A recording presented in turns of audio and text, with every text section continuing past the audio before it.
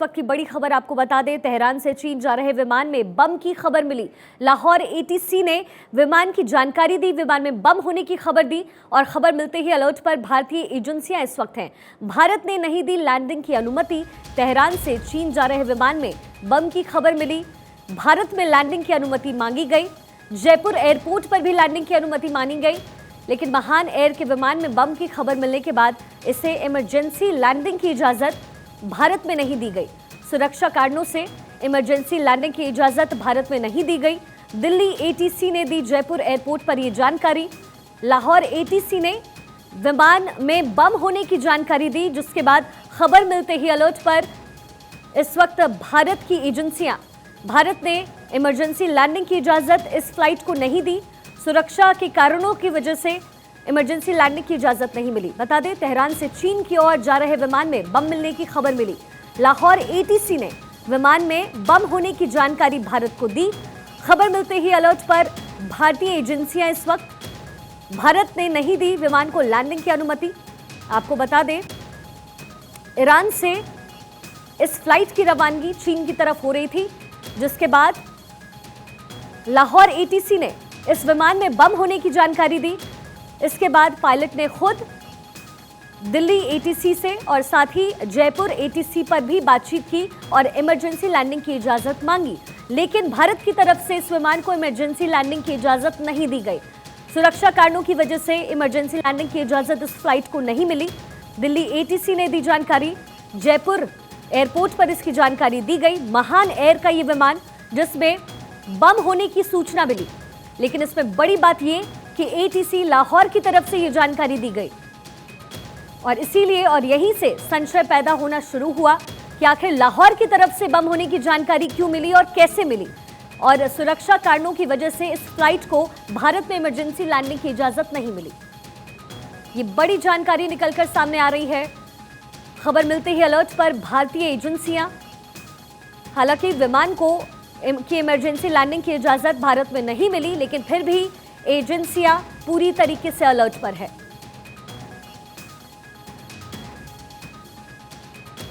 Tehran से चीन जा रहे विमान में बम की खबर मिल रही है। लाहौर एटीसी ने विमान में बम की खबर दी।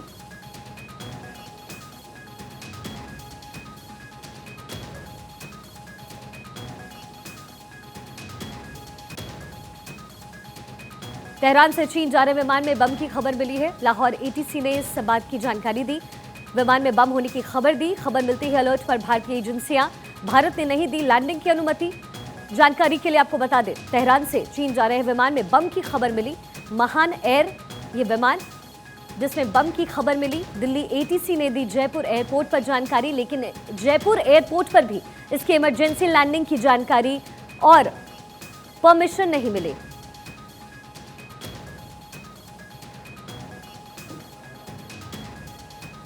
ये बड़ी जानकारी मिल रही है इस वक्त। भारत ने नहीं दी इमरजेंसी लैंडिंग की परमिशन, क्योंकि सुरक्षा के लिहाज से ये बहुत खास और बेहद अहम था। और चलिए अब आपको हम एक मैप के जरिए दिखाते हैं कि ये फ्लाइट दरअसल कहां से कहां जा रही थी और कहां भारत में किस जगह पर इसकी इमरजेंसी लैंडिंग की परमिशन मांगी गई। तो आपको बता दें, तेहरान से, ईरान के तेहरान से आप देख सकते हैं, ये फ्लाइट रूट आपको नजर आ रहा होगा, जिस को जाने में 13 घंटा 45 मिनट का समय लगता है।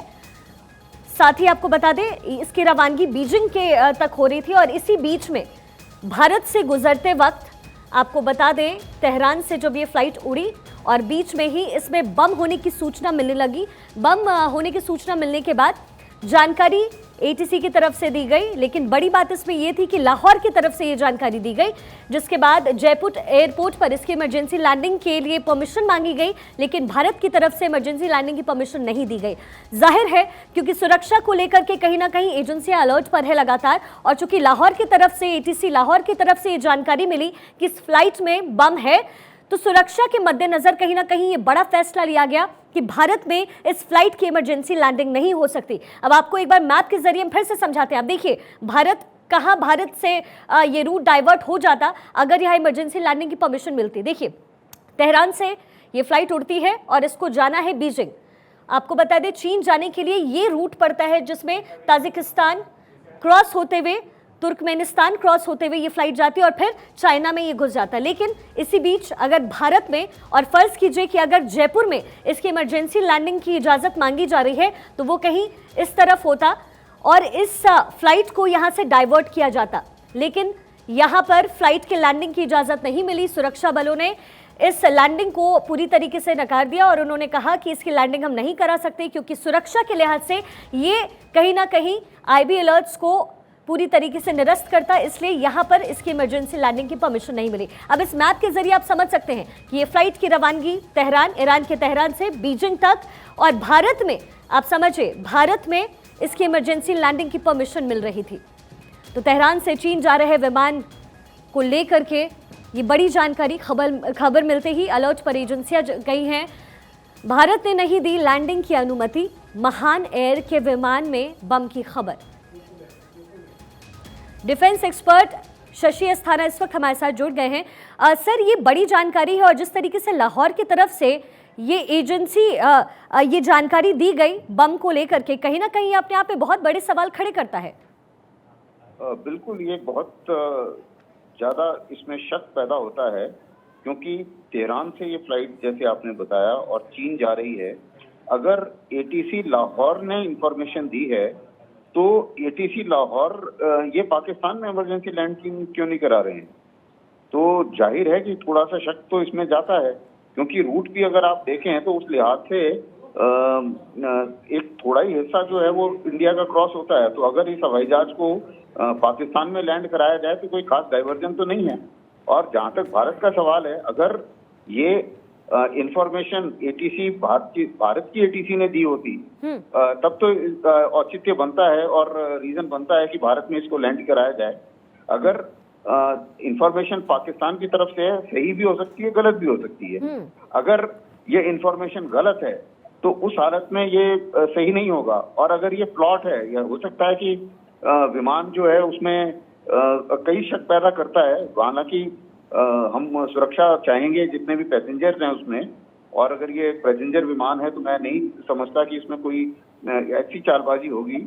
लेकिन पाकिस्तान की तरफ से अगर खबर आ रही है तो कुछ भी माना जा सकता है, क्योंकि ऐसा भी हो सकता है कि वो यहाँ आए, यहाँ लैंड कराएं, उसके बाद में वो ब्लास्ट हो और ब्लास्ट के बाद में भारत और चीन के बीच में संबंध बिगड़ने की एक प्लॉट भी तैयार किया जा सकता है, क्योंकि कुछ इनोसेंट मारे जाएं और उसके बाद में चीन और भारत के बीच में तनाव हो जाए। तो इस किस्म की भी शक आ सकते हैं। हो सकता है कि ये जो कुछ भी हम बोल रहे हैं ये स्पेकुलेशन है या शक है, लेकिन सुरक्षा एजेंसीज के तौर पे ऐसा चांस लेना ठीक नहीं होगा। अगर एटीसी लाहौर ने किया है तो एटीसी लाहौर ही पाकिस्तान के अंदर क्यों नहीं लैंड कराती इनको इमरजेंसी? बिल्कुल शशि जी, और चूंकि रूट में ताजिकिस्तान भी सीधे सीधे पड़ता है और चूंकि भारत आने के लिए कहीं ना कहीं फ्लाइट को थोड़ा डाइवर्ट करने की ज़रूरत थी, लेकिन इस लिहाज से सर कहीं ना कहीं जिस खुफिया एजेंसियां जिस तरीके से इस वक्त काम कर रही है और जिस तरीके से लेकर के आईबी का अलर्ट भी भारत को लेकर के है, इस फ्लाइट को परमिशन ना देना ये पूरी तरीके से भारत के हक में है। लेकिन कहीं ना कहीं सवाल भी ज़रूर खड़े होंगे क्योंकि जिस तरीके से फ्लाइट ने परमिशन मांगी और लाहौर की तरफ से ये जानकारी मिली, तो जाहिर है कि एटीसी इस पर यही फैसला ले सकता था और यही लेना भी चाहिए था। नहीं, उसमें सवाल जितने खड़े होंगे वो ज्यादा का सवाल एटीसी पाकिस्तान के ऊपर, लाहौर के ऊपर खड़े होने चाहिए। क्योंकि जब उन्होंने खबर दी है तो उसी समय उनको बोलना चाहिए था भी आप लैंड कीजिए पाकिस्तान में। जाहिर है कि जब एटीसी लाहौर ने जब इसका इंफॉर्मेशन दी, इसका मतलब फ्लाइट जो है उस समय लाहौर के एरिया ऑफ कंट्रोल में थी जी, क्योंकि तभी जब उसका जो एरिया होता है उस एरिया में वो पहुंची होगी तभी उसने खबर दी है। तो जब उसने खबर दी थी तो उसको फिर वहां लैंड क्यों नहीं कराया? और जब अब वो बोल रहा है कि नहीं इसको इंडिया में लैंड करना चाहिए, इसमें शक पैदा होता है। क्योंकि नॉर्मल हालत में अगर ऐसी कोई खबर हो, किसी भी देश की जा रही हो, चाहे चीन की ही कोई फ्लाइट जा रही हो और भारत की मान लो खुफिया एजेंसी बताती है, दिल्ली से ये खबर आती है कि नहीं इसमें बम है, इनको बचाना चाहिए, तो जाहिर है कि संबंध चाहे कुछ भी हो लेकिन भारत परमिशन देगा उसको लैंड करने की और उसको बचाने की। लेकिन ये प्रॉब्लम सारी तब आ रही है क्योंकि ये इंफॉर्मेशन पाकिस्तान से आ रही है और इस इंफॉर्मेशन के पीछे उनकी मंशा क्या है, इसके ऊपर डाउट क्वेश्चन मार्क खड़ा होता है।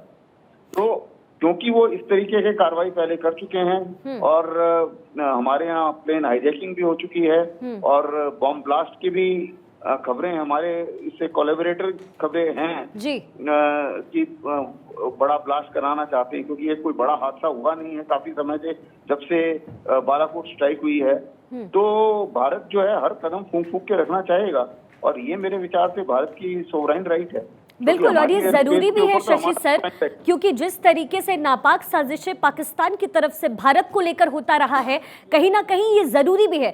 शशि जी, मैं आपसे ये भी समझना चाहूंगी, जब ऐसी चीजें सामने आती है, जब इमरजेंसी लैंडिंग की बात आती है, तो जिस तरीके से पाकिस्तान की तरफ से जानकारी एटीसी को दी गई भारत में, क्या डायरेक्ट संपर्क भी साधा जाता है पायलट की तरफ से? डायरेक्ट आप जिस देश के ऊपर इस वक्त फ्लाई कर रहे हैं, वहां के एटीसी से डायरेक्ट भी वो संपर्क कर सकते हैं? ये पॉसिबिलिटी होती है क्या? हाँ बिल्कुल, ये पॉसिबिलिटी होती है जिस एरिया में वो है, क्योंकि नॉर्मली ये माना जाता है कि जब हवाई जहाज ये पायलट्स को सबको पता होता है, जब ये जिस एटीसी के एरिया ऑफ रिस्पॉन्सिबिलिटी में घुसते हैं वहां से ये डायरेक्ट संपर्क हो जाता है इनका। तो जाहिर है कि ये जब घुसे होंगे लाहौर के एटीसी के एरिया में, तो उस टाइम में संपर्क हुआ है। और पायलट ने अगर हिंदुस्तान की किसी एटीसी को संपर्क नहीं किया है तो हमारी जिम्मेवारी नहीं बनती है। अभी आप जैसा कि मैं आपकी खबर से सुन रहा हूँ, उस हिसाब से तो लाहौर की एटीसी ने भारत को खबर की है, जी। ना कि पायलट ने डायरेक्ट कांटेक्ट किया है लाहौर की एटीसी बिल्कुल। को। तो अगर ये हालत है तो बिल्कुल शक पैदा होना जायज है।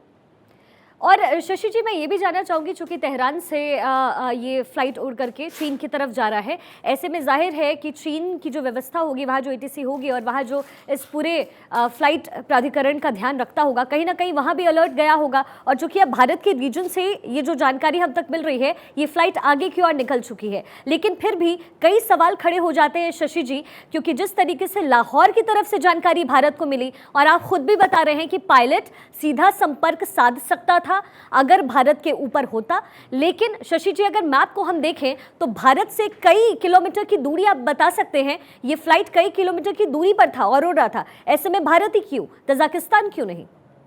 हाँ बिल्कुल, ये भी एक शक पैदा करता है कि पाकिस्तान जो है उसको भारत की तरफ क्यों मोड़ना चाह रहा था और कहीं और क्यों नहीं मोड़ना चाह रहा था। क्योंकि अगर जो उसका फ्लाइट रूट है, नॉर्मल रूट है, तो उस रूट के हिसाब से उसे जाना चाहिए था। तो ये चीजें इस शक को पैदा करती हैं और इस शक के कारण जाहिर है कि हमारी सिक्योरिटी एजेंसीज ने लिया होगा कि भी इसमें चांस लेना ठीक नहीं है, क्योंकि ये ना सिर्फ इनोसेंट लाइव्स की बात है, ये इंटरनेशनल रिलेशंस में भी दरार पैदा कर सकती है। मान लो ये बॉम्ब अगर सचमुच हो और पाकिस्तानियों ने ही लगाया हो और उसके बाद में वो चाह रहे हो कि यहाँ लैंड हो जाए, और यहाँ लैंड होके उसके बाद यहाँ पे अगर ब्लास्ट हो जाए तो चीन और पाकिस्तान में तनातनी हो जाए, तो ऐसा भी उनका अंदेशा हो सकता है। हालांकि ये सब स्पेकुलेशन है और जब तक कॉन्क्रीट खबर नहीं है तब तक कुछ कहा नहीं जा सकता। लेकिन जाहिर है कि इसमें शक की गुंजाइश बहुत ज्यादा है, और शक की गुंजाइश को और पाकिस्तान के मंसूबों को मद्देनजर रखते हुए फ्लाइट की परमिशन ना देना मेरे विचार से एक सही फैसला होगा। बिल्कुल सही फैसला है शशि जी, क्योंकि देखिए जिस तरीके से हम इन रूटेड भी अगर देखें, पूरे मैप को भी अगर हम देखें शशि जी, तो आपको हम बताएं कि भारत तो उस रूट का हिस्सा ही नहीं है, और हिस्सा अगर उस रूट का नहीं है भारत, तो भारत में लैंडिंग की परमिशन या फिर लाहौर की तरफ से ये बात कहना, ये अपने आप में संशय खड़े करता है। आप हमारे साथ लगातार बने रहिए, हम आपको मैप के जरिए दिखाते हैं, हम आपको कुछ तस्वीरें दिखा रहे हैं। अब आप देखिए मैप के जरिए, अगर आप देखें, ये वो जगह जहां से फ्लाइट उड़ करके जा रही थी, यानी तेहरान से। मैं आपको कुछ इस तरीके से दिखाऊं ताकि आपको इस रूट के बारे में पूरी तरीके से जानकारी मिल जाए। तेहरान, ईरान का तेहरान, जिसको जहां से, ये वो मैप के जरिए आप समझिए, ये वो एरिया जहां से फ्लाइट उड़ती है और शंघाई की ओर यानी कि चीन की तरफ इस फ्लाइट को जाना था। अब यही कहीं बीच में ये भारत है, आप देख सकते हैं फ्लाइट का रूट अगर आप गौर से देखेंगे तो बस ये भारत के बॉर्डर से थोड़ा ऊपर ही क्रॉस करते हुए है। इसमें आपको समझाने की कोशिश आप देख सकते हैं गुजरात का एरिया और ये भारत का पूरा मानचित्र। अब ये फ्लाइट यहाँ से एनरूटेड है और चीन की तरफ यानी शंघाई की तरफ ये फ्लाइट जा रही है। इसी बीच जानकारी मिलती है कि इस फ्लाइट को इमरजेंसी लैंडिंग करानी है, जो कि मुझे लगता है कहीं इस रास्ते पर मिली होगी। अब इसकी इमरजेंसी लैंडिंग की परमिशन मांगी जाती है भारत में, जो भारत से कुछ दूरी ऊपर पर ही ये फ्लाइट उड़ रहा था, यहाँ इसकी परमिशन मांगी जाती है। लेकिन भारत में चूंकि आईबी का अलर्ट भी लगातार जारी किया गया है और पीएफआई कनेक्शंस जैसे खुलकर सामने आए हैं, बॉर्डर के उस पार से भी यह परमिशन मिलना बहुत मुश्किल था, यहाँ परमिशन दी भी नहीं गई। और देखिए, जैसे ही ये जानकारी मिली, सुखोई ने लगातार इस पूरे एरिया को अलर्ट पर रखते हुए घेरना शुरू कर दिया कि कहीं ये फ्लाइट किसी भी तरीके से भारत के सीमा पर ना घुस जाए। तो एटीसी के अलर्ट के बाद सुखोई विमान को इस वक्त आप तस्वीरों में देख रहे हैं, जो इस पूरे तमाम एरिया में अलर्ट पर रखा गया और 2 सुखोई विमान ने इस पूरे एरिया को घेरना शुरू कर दिया। एक बार आपको फिर से हम समझाते हैं, ये फ्लाइट कहां से निकली, कहां जानी थी और आखिर भारत में परमिशन क्यों मांगा गया और क्यों इस परमिशन को लेकर के संशय का विषय बन गया। देखिए, तेहरान से ये फ्लाइट उड़ती है, ईरान के तेहरान से, और इसको जाना है चीन, बीच में पड़ता है भारत, लेकिन फिर भी उसके रूट से काफ़ी ऊपर ही इसका रास्ता होगा। जैसे कि आप अगर सड़क के रास्ते से जाते हैं तो बॉर्डर्स टच होते हैं, वैसे विमान का अपना एक रास्ता होता है। इसमें भारत को टच करते हुए ये जा सकता था, हालांकि थोड़ा ऊपर ही इसका लेवल था, बट यहाँ से लाहौर एटीसी से जानकारी भारत को दी जाती है, दिल्ली को पहुँचाई जाती है, दिल्ली एटीसी तक, कि इस विमान में, जो कि पाकिस्तान से नहीं, जो कि ईरान से आ रहा है, उस विमान में बम है। और बम होने के बाद ये बम जो है, बम से भरा हुआ विमान वो शंघाई की तरफ जा रहा है और भारत में इसको लेकर के परमिशन मांगी जाती है। एटीसी से जानकारी मिलती है, लाहौर एटीसी से, आपको फिर से बता दें, लाहौर एटीसी से ये जानकारी मिलती है कि इस फ्लाइट की इमरजेंसी लैंडिंग आप भारत में करवाइए, आप जयपुर में कराइए, लेकिन एटीसी की तरफ से इस फ्लाइट को परमिशन नहीं दी जाती है। ब्रिगेडियर विनोद दत्ता जी इस वक्त हमारे साथ जुड़ गए हैं, रक्षा विशेषज्ञ हैं आप। सर, बहुत बहुत स्वागत आपका भारत 24 पर। ये बड़ी जानकारी जो सर निकल करके आ रही है, कहीं ना कहीं आईबी का अलर्ट होना, सुरक्षा एजेंसियों का अलर्ट होना बनता था। अगर फ्लाइट को परमिशन मिलती तो फिर किस आधार पर मिलती, क्योंकि ये जानकारी तो लाहौर की तरफ से मिली है। देखिए, ये जानकारी जो लाहौर एटीसी से दी गई है, ये एक साइबर वॉरफेयर का या साइकोलॉजिकल वॉरफेयर का हिस्सा हो सकती है, क्योंकि इस तरह की जो अगर खबर देती है, क्योंकि पाकिस्तान भारत का शुभचिंतक तो कतई नहीं है, और अगर उसको इतनी चिंता होती, दूसरा देखिए, जहाज तेहरान से उड़ा है, चीन की तरफ जा रहा है। अगर आप विश्व के समीकरण देखें तो जो नया वर्ल्ड ऑर्डर उभर के आ रहा है, उसमें जो नया ग्रुपिंग जो बन के आ रही है, वो है चाइना, ईरान, पाकिस्तान, तुर्की, रशिया। ये एक ध्रुवीकरण की तरफ जा रहे हैं और बाकी के देश ये हैं। तो भारत की इंटेलिजेंस एजेंसीज ने बहुत ही विवेकपूर्ण डिसीजन लिया है कि उस जहाज को यहाँ परमिशन नहीं दी जाए। दूसरी चीज, अब उसके अंदर किस तरह का असला है, कन्वेंशनल बॉम्ब्स हैं, न्यूक्लियर बॉम्ब्स हैं, ये उसको असर्टेन नहीं किया जा सकता। और क्योंकि अगर उसको परमिशन दी जाती जयपुर लैंड करने के लिए, तो वो किस तरह की त्रासदी हो सकती थी, अगर कोई न्यूक्लियर वेपन उसमें होता तो भारत के लिए एक बहुत बड़ा संकट बन सकता था। तो ये हमारी इंटेलिजेंस एजेंसीज ने इसको इंटरसेप्ट करके और इसको भारतीय जो हुकूमत है उसने ये उसको लैंडिंग की परमिशन न देते हुए ये काफी विवेकपूर्ण डिसीजन लिया है, और ना ही हमें भविष्य में इस तरह की कोई परमिशन देनी चाहिए। जी ब्रिगेडियर विनोद जी, हम आपसे ये भी जानना चाहेंगे कि जब फ्लाइट को लेकर के इमरजेंसी लैंडिंग की परमिशन मिलती है, तो क्या डायरेक्टली जो पायलट होता है वो एटीसी तक जानकारी पहुंचा सकता है? चूंकि ये लाहौर से आया है तो कहीं ना कहीं इस पे सवालिया निशान खड़े हो सकते थे। हाँ बिल्कुल, देखिए, अगर इंटरनेशनल जो फ्लाइंग नॉर्म्स हैं उसमें ये दिया जाता है कि अगर इस तरह की कोई डिस्ट्रेस कॉल पायलट की तरफ से आती है तो पहली बात उसको असर्टेन किया जाता है। जिस देश से उसने उड़ान भरी है वहां से उसको असर्टेन किया जाएगा कि उसके अंदर किस तरह का असला जा रहा है, किस तरह के बॉम्ब जा रहे हैं जी, क्यों जा रहे हैं। लेकिन क्योंकि खबर पाकिस्तान से आई है और पाकिस्तान तो दहशतगर्दी का एपी सेंटर है, तो उनकी जो इन्फॉर्मेशन है, देखिए इंटेलिजेंस पार्लेंस में एक चीज कहते हैं कि जैसे मुझे तो लगता है ये चार्ली 3 इंटेलिजेंस ग्रेडिंग है, क्योंकि ना इसमें सोर्स को आप सर्टिफाई कर सकते हैं, ना इंफॉर्मेशन को रिलाई कर सकते हैं।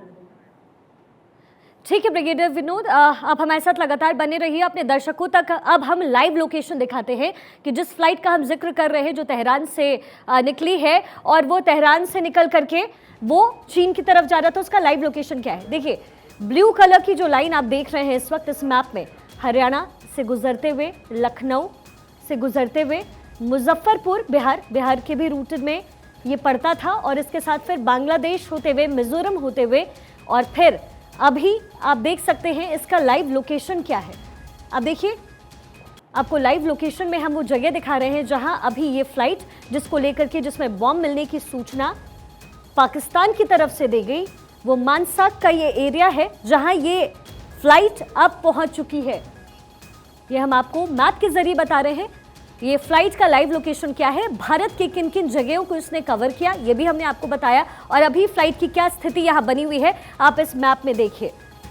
तो ये बड़ी खबर है और देखिए इस वक्त की बड़ी जानकारी आपको दे दें, तकरीबन 45 मिनट तक भारतीय वायु सीमा में ये विमान रहा और अब चीन की ओर जा रहा है विमान को भारत में लैंडिंग की अनुमति नहीं मिली, लेकिन बड़ी जानकारी है कि तकरीबन 45 मिनट तक भारतीय वायु सीमा में ये विमान रहा, जिसके बाद सुखोई विमान को लगाया गया। 2 सुखोई विमान इस विमान के पीछे लगे क्योंकि यहाँ पर इमरजेंसी लैंडिंग की इजाजत नहीं मिली। हरियाणा होते हुए साथ ही आगे की ओर भारत के कुछ इलाकों में क्षेत्रों में बढ़ते हुए ये विमान आगे की तरफ बढ़ा।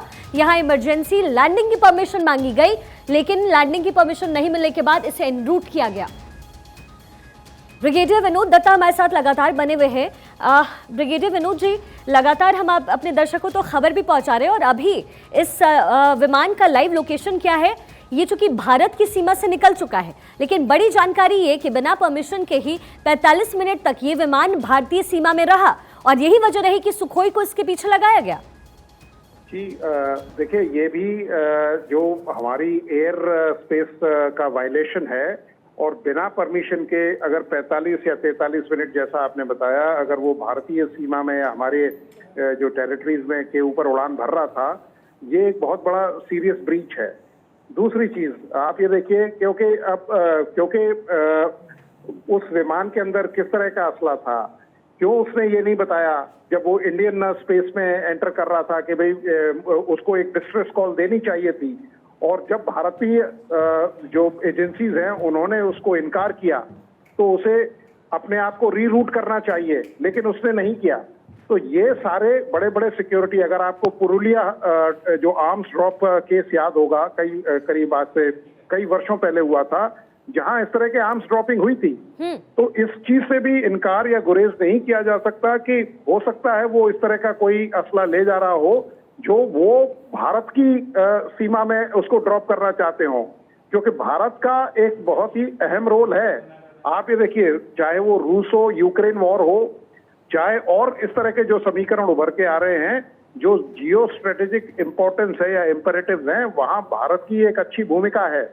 हमारे माननीय प्रधानमंत्री जी, आपने देखा होगा कि अब कई लोग गुहार लगा रहे हैं कि वो जो पीस एनफोर्समेंट में है उसमें वो हिस्सा लें, तो क्योंकि वो नहीं चाहते कि भारत का वर्चस्व बढ़े, तो इस तरह की जो इवेंट्स हैं या जिस तरह की वारदातें हैं वो ये कर सकते हैं जिससे भारत की इमेज खंडित हो या भारत का जो नाम है वो बर्बाद, मतलब एक पुअर लाइट में देखा जाए। तो भारतीय सेना ने या भारतीय वायुसेना ने ये बहुत अच्छा डिसीजन लिया कि सुखोई ने उस हवाई जहाज को एस्कॉर्ट किया और उसको हमारी टेरिटरी से खदेड़ दिया।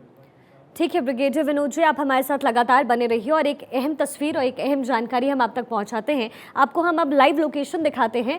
हम आपको तस्वीरों में दिखाएंगे कि अभी फिलहाल उस फ्लाइट जिसको लेकर के जानकारी मिल रही थी उसकी लाइव लोकेशन दरअसल है क्या। देखिए ईरान से इसने उड़ान भरी, उड़ान भरने के बाद ये किस रीजन से गुजर रहा है आपको हम दिखाते हैं। देखिए ये ईरान से निकल करके, माफ़ कीजिएगा, हम आप तक एक बार फिर से जानकारी पहुँचाएँ, हम कोशिश करते हैं। ये देखिए एक बार फिर से हम आपको तस्वीरें दिखा दें। आप देखिए ईरान से ये फ्लाइट ने उड़ान भरी, ईरान से होते हुए, ये देखिए लाइव लोकेशन, ये आप पर्पल लाइन जो इस वक्त देख रहे हैं, ये होते हुए पाकिस्तान के एरिया में गया। पाकिस्तान एरिया में जाहिर है एटीसी से शायद बात हुई होगी, लेकिन यहाँ परमिशन नहीं दे करके लाहौर एटीसी ने जानकारी दी। कब? जब ये विमान भारत की सीमा में घुस गया। दिल्ली होते हुए ये आगे की तरफ बढ़ता हुआ और अभी फिलहाल ये म्यांमार पहुंच चुका है। ये लाइव लोकेशन आप देख रहे हैं। लेकिन जब पाकिस्तान में इसे परमिशन मांगी गई होगी संभवतः, तो यहाँ परमिशन नहीं मिली और एटीसी लाहौर ने ये जानकारी दिल्ली तक पहुंचाई और साथ ही जयपुर एयरपोर्ट पर इसकी इमरजेंसी लैंडिंग की इजाज़त मांगी गई, चूँकि ये दिल्ली से होते हुए आप देखिए इन एरिया से संभवतः ये राजस्थान से होकर के गुजरता हुआ दिल्ली तक पहुंचा और फिर आगे की तरफ। लेकिन अब ये लाइव लोकेशन म्यांमार का, इस वक्त ये फ्लाइट वहां है। और देखिए ये जो आपको नीले कलर का ये घेरा नजर आ रहा है इस वक्त तस्वीरों में, ये वही एरिया है जहां 45 मिनट तक ये फ्लाइट लगातार चक्कर काटता रहा। भारत का ये सीमा जहां ये लगातार चक्कर काटता रहा 45 मिनट तक, ये आप देखिए इस एरिया में, जिसके बाद सुखोई विमान इस पर निगरानी रखने के लिए जब ये जानकारी मिली कि ये फ्लाइट यहाँ है, यानी भारत के सीमा में घुसा हुआ है ये फ्लाइट, और 45 मिनट तक यहीं पर ये आगे पीछे करता रहा। चूंकि इमरजेंसी लैंडिंग की परमिशन मिल रही थी, तो फिर इसको लेकर के जानकारी जब मिलने लग गई, उसके बाद सुखोई विमान को निगरानी के लिए रखा गया। तो ये आप जो गोला देख रहे हैं इस वक्त ब्लू कलर का, ये ब्लू कलर का ये वो घेरा है जिस विमान की लैंडिंग की परमिशन मांगी जा रही थी। वो विमान 45 मिनट तक इस एरिया में घूमता रहा, यानी भारत की सीमा में 45 मिनट तक ये विमान चक्कर काटता रहा, जिसके बाद सुखोई विमान को निगरानी में, इस फ्लाइट की निगरानी करने के लिए तैनात किया गया। तो ये बड़ी जानकारी निकल कर आ रही है। हालांकि अभी इस फ्लाइट की लाइव लोकेशन म्यांमार बताई जा रही है। तो ये वो एरिया है, आपको हम लगातार मैप के जरिए दिखाने की कोशिश कर रहे हैं। आप देखिए ये आप ब्लू कलर का जो लाइन देख रहे हैं इस वक्त अपने टेलीविजन स्क्रीन पर, ये 45 मिनट तक ये फ्लाइट चक्कर काटती रही। देखिए एक जगह पे फिर आगे की तरफ बढ़ता हुआ बाडरा, लोहारू, पिलानी, है ना, और सादुलपुर, ददरेवा, तारानगर, यानी इन इलाकों के ऊपर ये विमान चक्कर काटता रहा। ये ब्लू एरिया में हम आपको दिखाने की कोशिश कर रहे हैं, ये चूंकि लाइव लोकेशन है। और इसके बाद फिर इस फ्लाइट की रवानगी हो गई। आप देखिए महेंद्रगढ़, कनीना, रेवाड़ी, भीलवाड़ा, यानी ये पूरा भारत का एरिया, और यहाँ से निकलते हुए ये विमान आगे की तरफ बढ़ गया। तो ये ब्लू लाइन में जो आप देख रहे हैं, यहाँ पर ही ये फ्लाइट 45 मिनट तक चक्कर काटता रहा। परमिशन नहीं मिली, नहीं मिलने के बाद इस फ्लाइट को वापस डाइवर्ट किया गया और फिर सुरक्षा एजेंसियां पूरी तरीके से अलर्ट पर आ गई। इसी बड़ी खबर पर लगातार हमारी नजर बनी हुई है कि अपडेट आप तक मिलेगा भारत 24 से।